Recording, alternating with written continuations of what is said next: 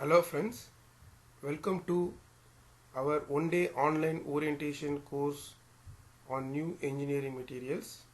Now let us discuss our next topic, composites. In the continuing session, we will discuss some important aspects of composites. So composites are the class of materials we are widely using in many technical and industrial applications. We are using different kind of composites in our day-to-day life, and we are utilizing the advantage of composites in many areas. So in this lecture we are going to see the key points of composites briefly, and we are going to discuss different types of composites and methods of processing the composites, and we are going to see the insight of some applications of composites. So let us begin with the introduction. So the composite is a combination of two or more chemically distinct and insoluble phases which results combined property of constituents. The constituent materials or phases must have significantly different properties for it to combine them. The properties and performance of composites are far superior to those of the constituents. The examples are plywood, RCC, that is concrete, vehicle tires. So in the fundamental phenomena, the composites are the class of materials which is formed by two distinct materials by technically defined methodology to attain certain superior property comparing to the conventional materials. For example, these composites are very much useful in producing much stronger and mechanically sound materials for the purpose of bodyworks of aircraft and other equipments. So these composites playing very significant role in current materials industry. So we are going to see much elaborately. In the diagram you are given with the image of a plywood. This is a type of composite where layers of wood and veneer are combined together to form a composite called plywood. This is a good alternative for usage of wood in many constructional and household requirements. Basically, these properties of composites are affected by the nature of the constituents what we are using in this composites. It depends on how these constituents are distributed and the size, and bonding between these constituents, technically we are naming them as matrix and reinforcements. So the shape, size, amount and properties of matrix and reinforcement will decide the resulting property of the. Based on our analysis, we can have two important constituents in composites. In other words, a composite is made up of two important class of elements which is called constituents. One is called matrix, another one is called reinforcement. So a composite may consist of one or more discontinuous phase which is called as reinforcement, which is embedded in a continuous phase which is called matrix. So matrix is a continuous phase which is present in the material in higher percentage is called matrix. So in composites, a material which is present in higher concentration, which is a continuous phase, is called matrix. This matrix may be a polymer, a metal, or ceramic. Another element which is present in the composite, which is present as a discontinuous phase with a base material, is called reinforcement. The percentage of presence will be less comparing to the matrix. So these two are the important constituents or elements present in the composites by which the nature of the resulting composite will be decided. So these two constituents are called matrix. And now let us see what is the role of the matrix in these composites. So matrix provides rigidity and shape to the composite structure. It binds the fiber together and transfers the load to the reinforcement fibers. Matrix gives surface finish to the composite. It also protects the reinforcing fibers and avoids any kind of chemical attack and mechanical abrasions.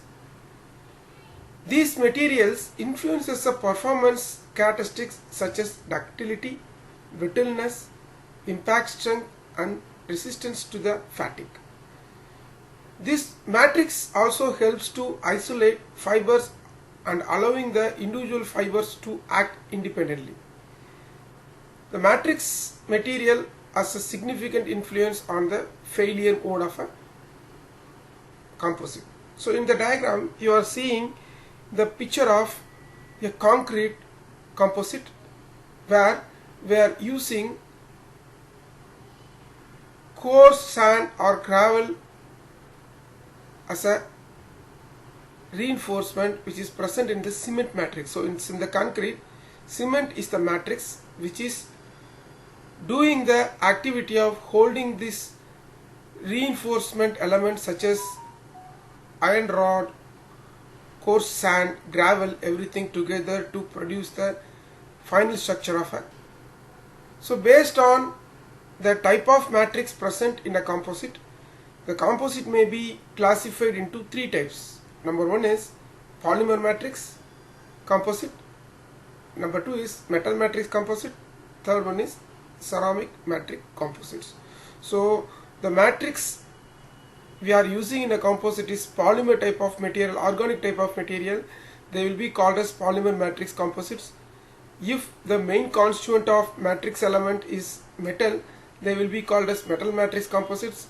If you are using a insulating ceramic kind of material such as carbon, we may call that as a ceramic matrix. The next important constituent of a composite is reinforcement. So reinforcement is the kind of element present in a composite in a discontinuous way. So the following are the role of the reinforcements in matrix. So the ultimate tensile strength of the composite is a result of the interaction between the reinforcement and matrix. The reinforcement may carry the load to an extent of 65% to 90%. So it will reveals you that the most of the load which is faced by the composite will be handled by the reinforcement. So these reinforcements provides stiffness, strength and thermal stability to the composite. Reinforcement may provide the electrical insulation and conductivity depending on the type of reinforcements used. So in the glass fiber composites, fiber reinforced composite containing stiff long glass fibers in soft polymer matrix are shown in the fiber glasses. So here the glass fiber are reinforcements and soft polymers are matrix. So there are many type of reinforcement used depending on their dimension and orientation, their shape. We may classify the available reinforcements into major 6 types. They are laminar reinforcements, particle reinforcements, continuous woven fiber reinforcements, discontinuous fiber reinforcements, flake reinforcements, skeletal or honeycomb type reinforcements. So these are the different type of reinforcements we may see in our daily activities. So the laminar type of reinforcements we may see in plywoods, and particle reinforcements we may see in MDF, minimum density fiber sheets, and continuous woven fiber reinforcement we may see in our concrete, where the iron rods are used as a reinforcement elements, and discontinuous fiber reinforcements also we are seen in many applications in rubber and other areas, and it also finds in some kind of tiles also.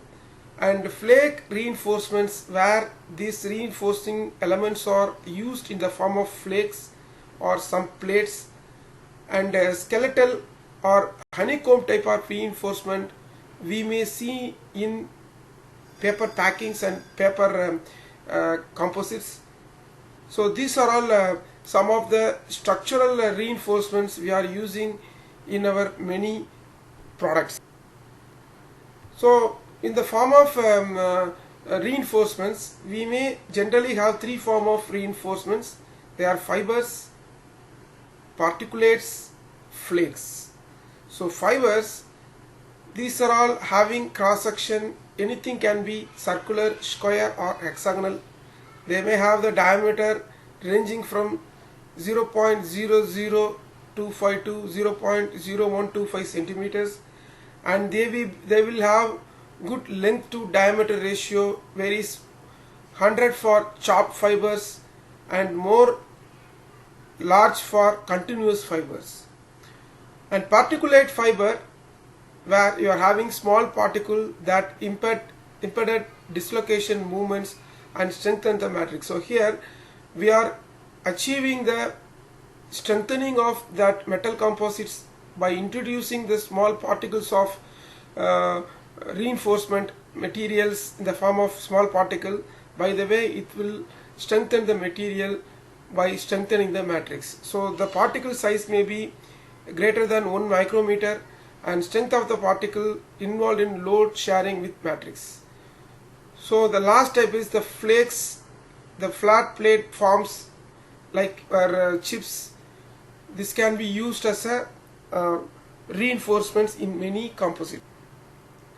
Based on the type of reinforcement we are using, the composites are classified mainly into 3 types. One is particle reinforcement, second is fiber reinforced, and third one is structural reinforced. Particle reinforced composites are further divided into 2 types. One is large particle reinforced composites, and second type is dispersion strengthened particle reinforced composites. Here the size of the particle will be small comparing to which is less than 1 micrometers. And in the case of fiber reinforced composites, depending on the length of the fiber we are using, it may be in 2 types. One is continuous, another one is discontinuous. So in the case of continuous fiber reinforced composites, the length of the fiber used will be very large. In the case of discontinued composites, fiber reinforced composites, the length of the fibers will be very short. So depending on the orientation of the fiber reinforcements inside the composites, they may be further classified into aligned discontinuous fiber reinforced composites or randomly entered fiber reinforcement composites. The third category of composites are structural type, where the laminates and sandwich. So general properties of composites are The composites can have very strong and stiffness comparing to the and based on the matrix and reinforcement we are using, and they are very light in weight, and the meantime they will show you very good mechanical strength, and the ratio of strength to weight are several times greater than steel or aluminium, and stiffness to weight are also several times greater than steel or aluminium, because these two are the general kind of material we are using in our many mechanical or bodywork industries. So the advantages of composites are they have high specific strength, and they have high specific stiffness, long fatigue life, high creep resistance, low coefficient of thermal expansion, low density, low thermal conductivity, better wear and tear resistance, improved corrosion resistance, and it shows you better temperature dependent behavior. The disadvantages are the properties of many important composites are anisotropic in nature. So the composite may have different properties in different direction when it is measured in different orientations. Many of the polymer based composites are subjected to attack by chemical and solvents, so they are chemically unstable, or it may be easily affected by the chemical corrosions. The composite materials are generally expensive, and manufacturing methods for shaping composite materials are often slow and costly. So these are all the disadvantages. The next we are going to see a special kind of reinforced composite, namely fiber reinforced plastics. So fiber reinforced plastic is a composite material made up of polymer matrix which is reinforced with fibers. These fibers may be a glass or a carbon, a aramide or basalt. Other fibers such as wood or asbestos can also be used for producing the fiber reinforced plastics. The polymer is usually an epoxy, vinyl ester or polyester thermosetting plastic, phenol, formaldehyde resins, or some of the polymers which are generally used as matrix for the production of fiber reinforced plastics.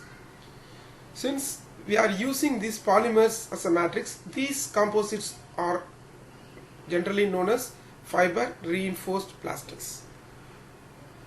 Fiber reinforced plastics are the category of composites plastics that specially use fiber material to mechanical enhancement of the strength and elasticity. So here the original plastic material without fiber reinforcement is known as the matrix, and or it is considered to be a binding agent.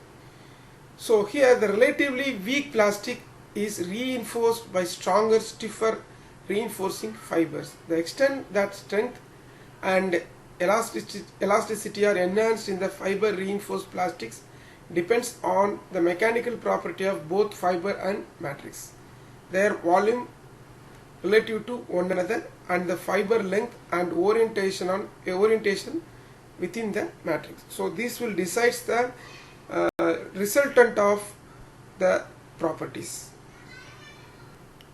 These fiber reinforced plastics are commonly used in aerospace, automotive, marine and construction industries. So these are all the kind of components which are commonly found in ballistic. Next, that we are going to see how these fiber reinforced plastics can be processed for utilization or reutilization or for transportation or for production purpose. So to fabricate continuous fiber reinforced plastic that meet design specifications, the fiber should be uniformly distributed within the plastic matrix. So this is the process of achieving such continuous fiber, and generally The common methods applied for processing the fiber reinforced plastics are pultration, filament winding, pre-buck production process. So in the subsequent section we are going to see these three type of processing techniques. First, let us see about pultration. So this is the block diagram or schematic representation diagram of a pultration process. So pultration technique is used for the manufacture of components having continuous length and a constant cross-section shape in the form of rods, tubes, beams. The continuous fiber rowings are first inculcated within a thermosetting resin. So the first block we are seeing is considered to be a fiber rowings, where the fiber of definite shape and size are wounded, and that will be allowed to go through a thermosetting resins. So the second block is the thermosetting resin impregnation tank, where we are going to use a thermosetting plastic polymer to produce the composite, and it is going to act as a matrix. Once the fibers are gone through the thermosetting plastic resins, they will be allowed to go through the preforming die by the pullers. The continuous it pulled through the steel die that preform to the desired shape. So the preformed die is the section where the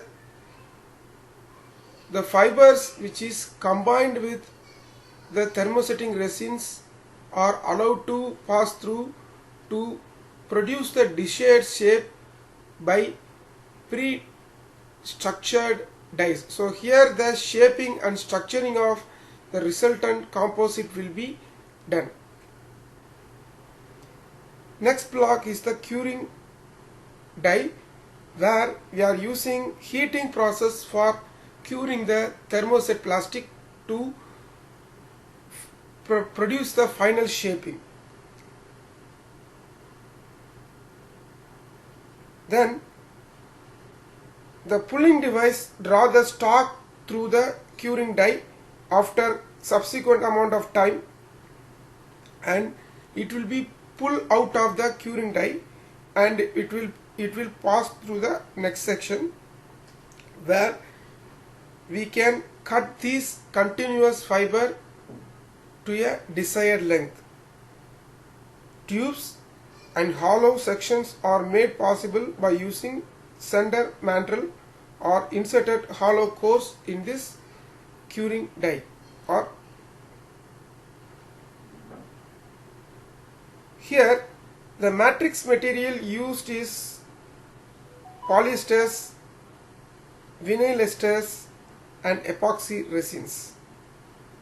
The reinforcement used are glass, carbon and aramid fibers. So advantages of this method is it is easily automated, production rates are high, it is very cost effective process, wide variety of shapes are possible, no practical limit to the length of the stock. So you can produce a resulting composites of desired shape for any length by using the predefined dies and puller setup present in the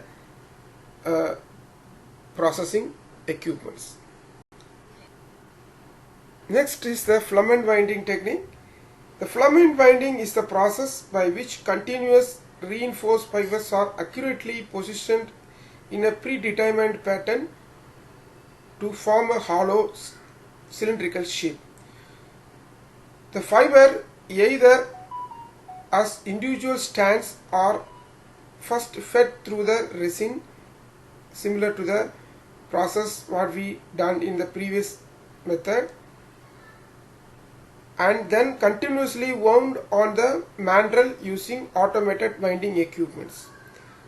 After appropriate number of layers have been applied, then the mandrel will be taken to the curing section, where curing is carried out either in the oven or at a room temperature. Various winding patterns are possible, like circumferential, helical and polar, to give the desired mechanical characteristics. So this filament wound parts will have very high strength to weight ratio and high degree of control over winding uniformly and orientation of the composites. So common filament wound structures includes rocket motor casing, storage tanks and pipes and pressure valves. The advantages of this method is this is considered to be a somewhat simple and efficient process of producing the cylindrical type of. Next is a process called pre-pack production. So here a pre-pack is nothing but is a continuous fiber reinforcement pre-inculcated with polymer resin which is partially cured. So in the previous two process, the curing process will be done in the manufacturing area itself. Further modification of shape or structural change will not be possible, but here this is the process of producing a halfly cured raw material production. Here the material is delivered, the composite material is delivered in the form of tape to manufacturer, which can be directly molded or fully cured the product without adding any resins.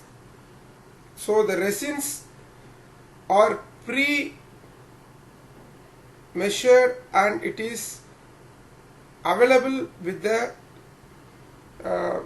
raw materials in a calculated manner. At the first step, a series of spool wounded continuous fiber toe is directed as series of beam to head of calendar roll and sandwiched with carrier paper using heated rollers. This process is termed as calendering. So the first phase of pre-pack production is calendering, where the parallel beams of fibers are sandwiched with carrier papers using heated rollers. The release paper sheet has been coated with thin film of heated resin solution. This provides the impregnation of fibers. A doctor blade spreads the resin into a film of uniform thickness and width. The final pre-pack product prepared for packing by winding onto a cardboard core. The release paper sheet is removed as the impregnated tape is spooled. At room temperature, the thermoset matrix undergoes curing reactions here. Both thermoplastic and thermosetting resins can be used as matrix here. Carbon, glass and aramide fibers are the common reinforcements what we are using in this method. So the common techniques what we are using to process the composites, and some of the applications are listed here for the case of fiber reinforced materials. So the materials are such as bauxic aluminum are used in fan blades in engines, other aircraft and aerospace applications. A Kevlar is a trademark name of a composite which is come up with epoxy, and Kevlar, polyester. Both are useful in aircraft industry, aerospace applications, boat hulls, sporting goods like tennis rackets, golf club shafts, fishing rods. Graphite polymers are useful in aerospace and automotive applications, sporting goods. The glass polymers are useful in lightweight automotive applications, water and marine applications, corrosion resistance applications, sporting good equipments, aircraft and aerospace. So these are all some of the applications of metal matrix composites. They are found applications in areas such as electrical contact materials, possible use in nuclear reactors, aerospace and nuclear reactors, possible creep resisting magnetic materials, turbine engine components, battery grids, filaments, electrical components, heaters. So these are all some range of applications which can be elaborated here in the case of composites. The applications of composites not just end here, it also having wide range of applications where we can explore in many areas. Thank you.